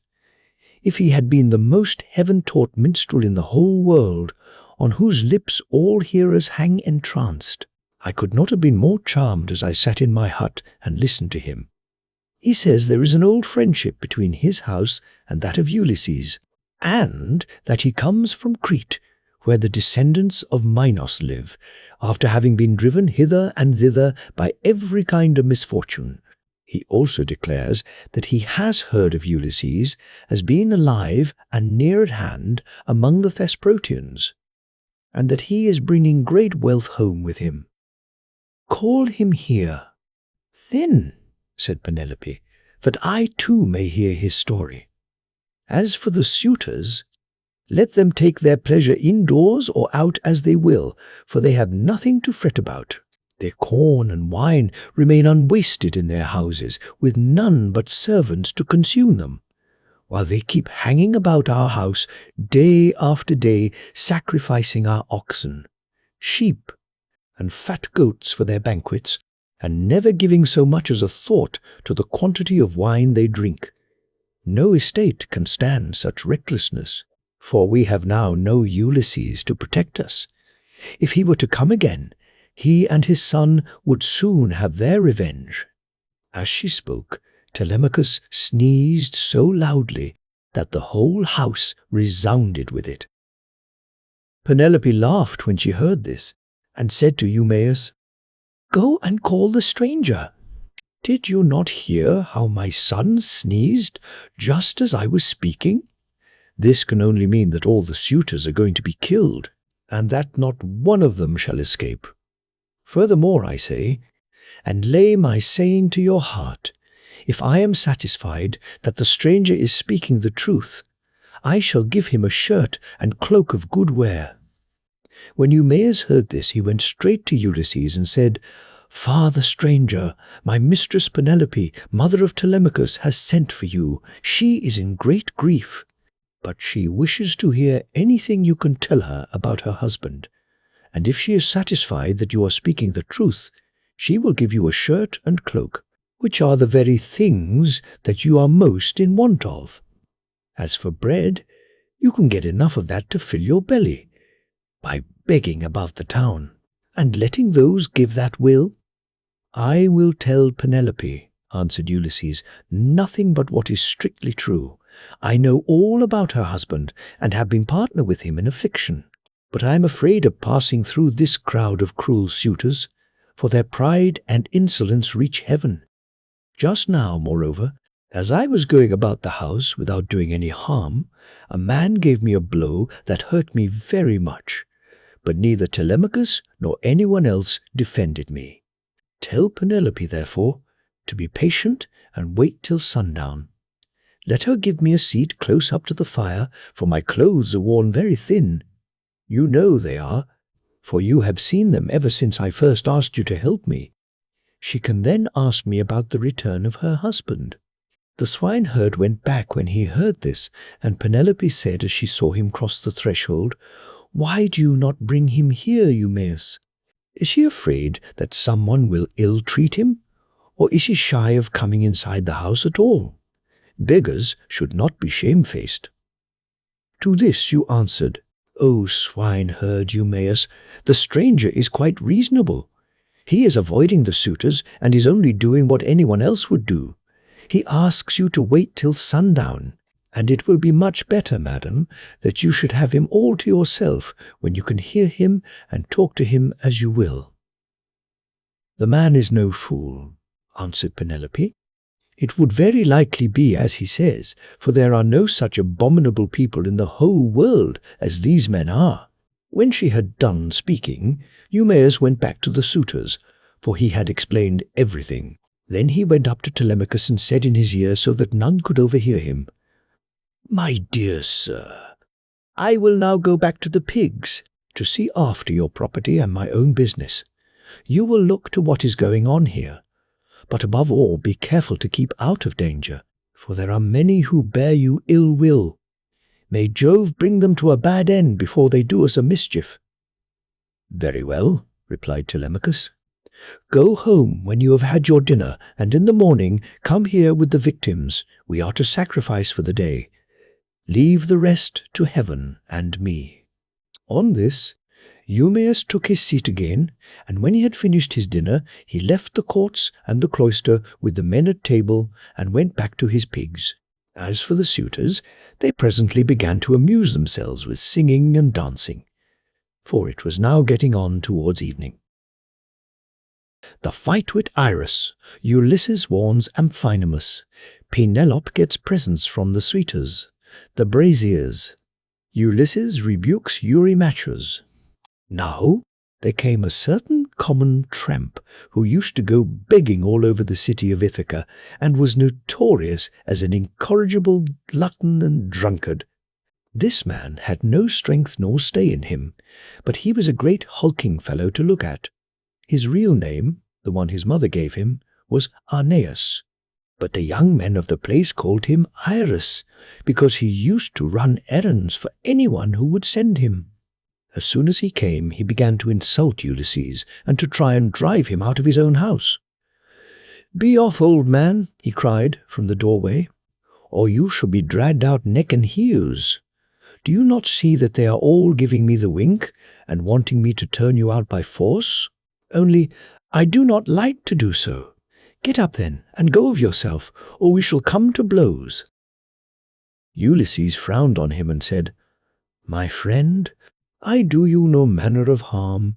People give you a great deal, but I am not jealous. There is room enough in this doorway for the pair of us, and you need not grudge me things that are not yours to give. You seem to be just such another tramp as myself, but perhaps the gods will give us better luck by and by." Do not, however, talk too much about fighting, or you will incense me, and old though I am, I shall cover your mouth and chest with blood. I shall have more peace tomorrow if I do, for you will not come to the house of Ulysses any more." Iris was very angry and answered, "You filthy glutton! You run on trippingly like an old fish-fag. I have a good mind to lay both hands about you and knock your teeth out of your head like so many boar's tusks. Get ready, therefore, and let these people here stand by and look on. You will never be able to fight one who is so much younger than yourself."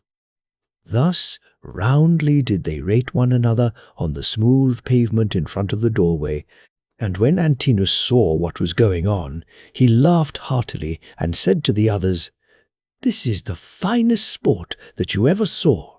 Heaven never yet sent anything like it into this house. The stranger and Iris have quarrelled and are going to fight. Let us set them on to do so at once." The suitors all came up laughing and gathered round the two ragged tramps.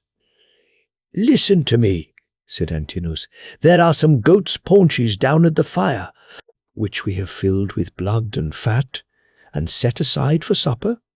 He who is victorious and proves himself to be the better man shall have his pick of the lot. He shall be free of our table, and we will not allow any other beggar about the house at all." The others all agreed, but Ulysses, to throw them off the scent, said, "Sirs, an old man like myself, worn out with suffering, cannot hold his own against a young one, but my irrepressible belly urges me on, though I know it can only end in my getting a drubbing.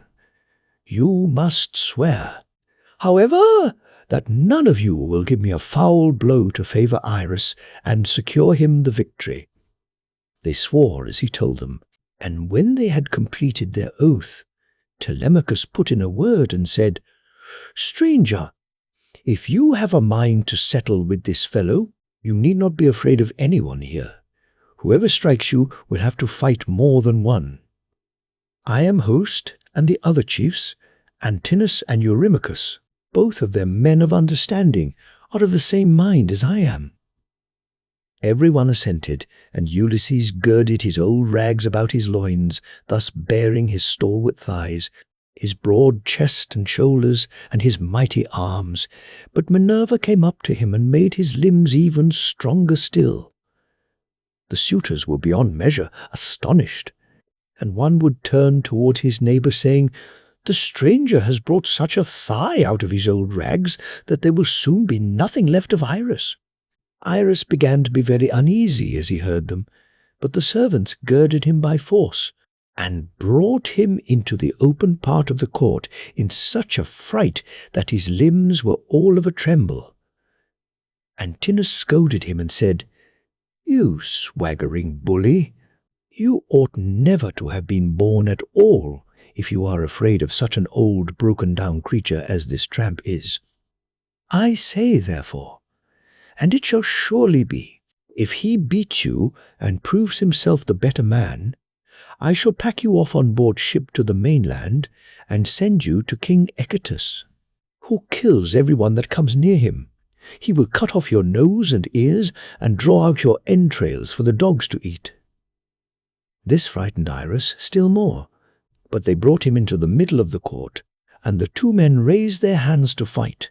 Then Ulysses considered whether he should let drive so hard at him as to make an end of him then and there, or whether he should give him a lighter blow that should only knock him down.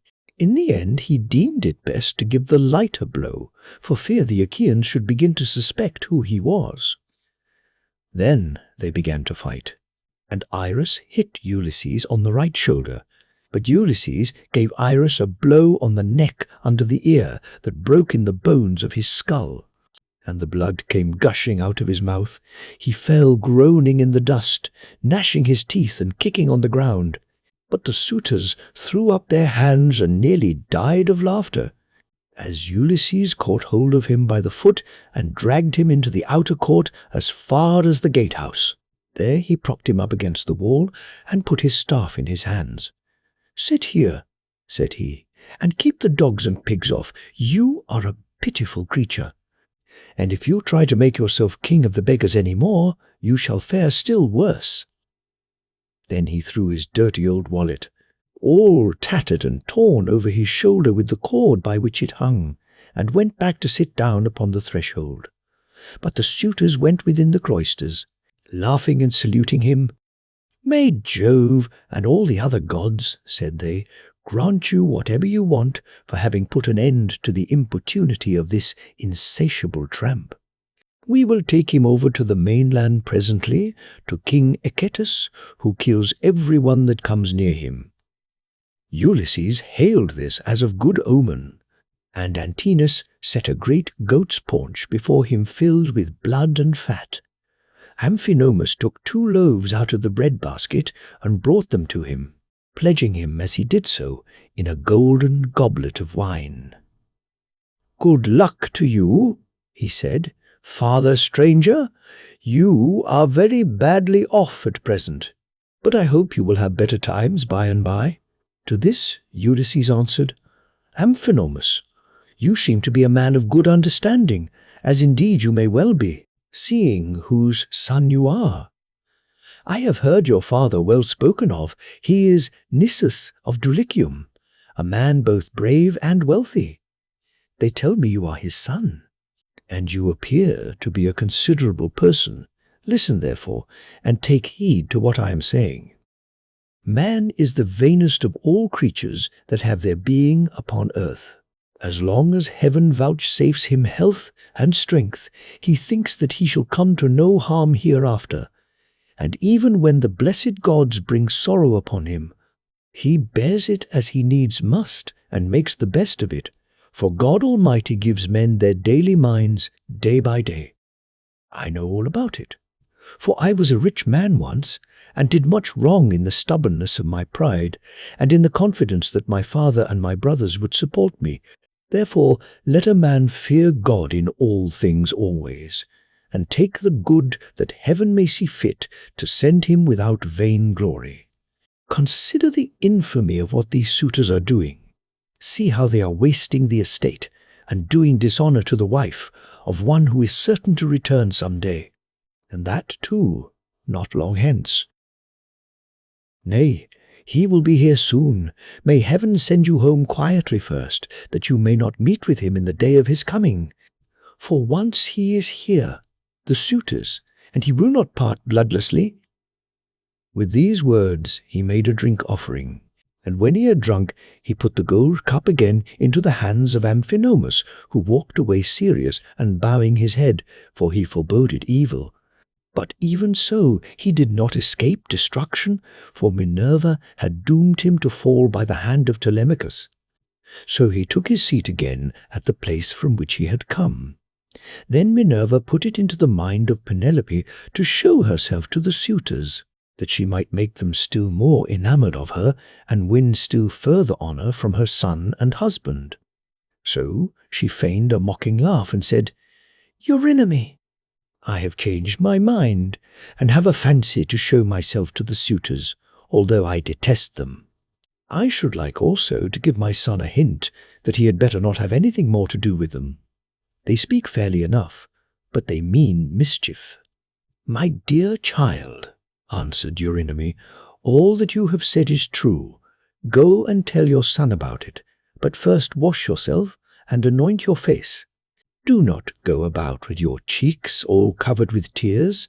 It is not right that you should grieve so incessantly, for Telemachus, whom you always prayed that you might live to see with a beard, is already grown up." "I know, Eurynome," replied Penelope, "that you mean well, but do not try and persuade me to wash and to anoint myself, for heaven robbed me of all my beauty on the day my husband sailed. Nevertheless, tell Autonoe and Hippodamia that I want them. They must be with me when I am in the cloister. I am not going among the men alone. It would not be proper for me to do so." On this, the old woman went out of the room to bid the maids go to their mistress. In the meantime, Minerva bethought her of another matter, and sent Penelope off into a sweet slumber. So she lay down on her couch, and her limbs became heavy with sleep. Then the goddess shed grace and beauty over her, that all the Achaeans might admire her. She washed her face with the ambrosial loveliness that Venus wears when she goes dancing with the Graces. She made her taller and of a more commanding figure, while as for her complexion, it was whiter than sawn ivory. When Minerva had done all this, she went away, whereon the maids came in from the women's room and woke Penelope with the sound of their talking. "What an exquisitely delicious sleep I have been having," said she, as she passed her hands over her face, "in spite of all my misery. I wish Diana would let me die so sweetly now at this very moment, that I might no longer waste in despair for the loss of my dear husband, who possessed every kind of good quality and was the most distinguished man among the Achaeans." With these words she came down from her upper room, not alone, but attended by 2 of her maidens, and when she reached the suitors, she stood by one of the bearing posts, supporting the roof of the cloister, holding a veil before her face, and with a staid maid-servant on either side of her. As they beheld her, the suitors were so overpowered and became so desperately enamored of her, that each one prayed he might win her for his own bedfellow.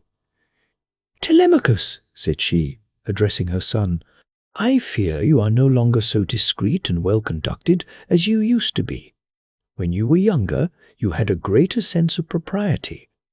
Now, however, that you are grown up, though a stranger to look at you would take you for the son of a well-to-do father as far as size and good looks go, your conduct is by no means what it should be. What is all this disturbance that has been going on? And how came you to allow a stranger to be so disgracefully ill-treated? What would have happened if he had suffered serious injury while a suppliant in our house? Surely this would have been very discreditable to you." "I am not surprised, my dear mother, at your displeasure," replied Telemachus. "I understand all about it and know when things are not as they should be, which I could not do when I was younger. I cannot, however, behave with perfect propriety at all times. First one and then another of these wicked people here keeps driving me out of my mind, and I have no one to stand by me. After all, however, this fight between Eros and the stranger did not turn out as the suitors meant it to do, for the stranger got the best of it. I wish Father Jove, Minerva, and Apollo would break the neck of every one of these wooers of yours, some inside the house and some out, and I wish they might all be as limp as Iris is over yonder in the gate of the outer court. See how he nods his head like a drunken man. He has had such a thrashing that he cannot stand on his feet nor get back to his home, wherever that may be, for he has no strength left in him." Thus did they converse.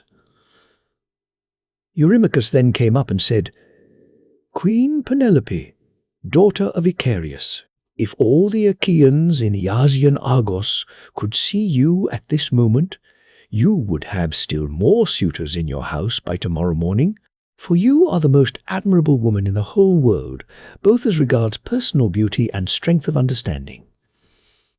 To this Penelope replied, "Eurymachus, heaven robbed me of all my beauty, whether of face or figure, when the Argives set sail for Troy and my dear husband with them. If he were to return and look after my affairs, I should both be more respected and show a better presence to the world. As it is, I am oppressed with care, and with the afflictions which heaven has seen fit to heap upon me. My husband foresaw it all, and when he was leaving home, he took my right wrist in his hand. 'Wife,' he said, 'we shall not all of us come safe home from Troy, for the Trojans fight well both with bow and spear. They are excellent also at fighting from chariots, and nothing decides the issue of a fight sooner than this. I know not, therefore, whether heaven will send me back to you, or whether I may not fall over there at Troy. In the meantime, do you look after things here, take care of my father and mother as at present, and even more so during my absence. But when you see our son growing a beard, then marry whom you will, and leave this your present home." This is what he said, and now it is all coming true. A night will come when I shall have to yield myself to a marriage which I detest, for Jove has taken from me all hope of happiness. This further grief, moreover, cuts me to the very heart. You suitors are not wooing me after the custom of my country, when men are courting a woman who they think will be a good wife to them, and who is of noble birth. And when they are each trying to win her for himself, they usually bring oxen and sheep to feast the friends of the lady, and they make her magnificent presents, instead of eating up other people's property without paying for it." This was what she said, and Ulysses was glad when he heard her trying to get presents out of the suitors, and flattering them with fair words which he knew she did not mean.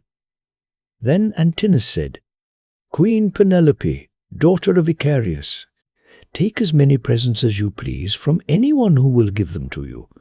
It is not well to refuse a present, but we will not go about our business nor stir from where we are till you have married the best man among us, whoever he may be." The others applauded what Antinous had said, and each one sent his servant to bring his present.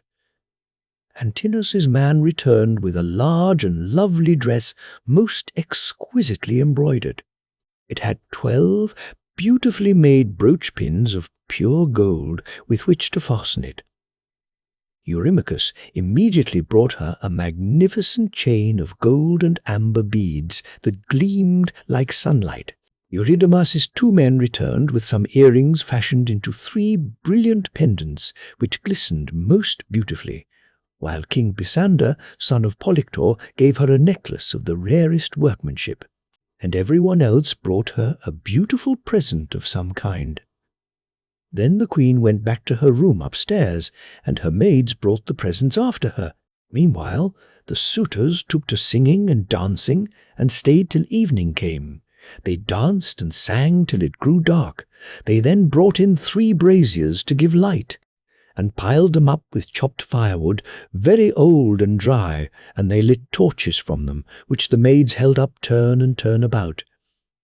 Then Ulysses said, "Maids, servants of Ulysses, who has so long been absent, go to the queen inside the house, sit with her and amuse her, or spin and pick wool. I will hold the light for all these people. They may stay till morning, but shall not beat me, for I can stand a great deal." The maids looked at one another and laughed, while pretty Melantho began to gibe at him contemptuously. She was daughter to Dolius, but had been brought up by Penelope, who used to give her toys to play with and looked after her when she was a child. But in spite of all this, she showed no consideration for the sorrows of her mistress, and used to misconduct herself with Eurymachus, with whom she was in love. "Poor wretch," said she, "are you gone clean out of your mind?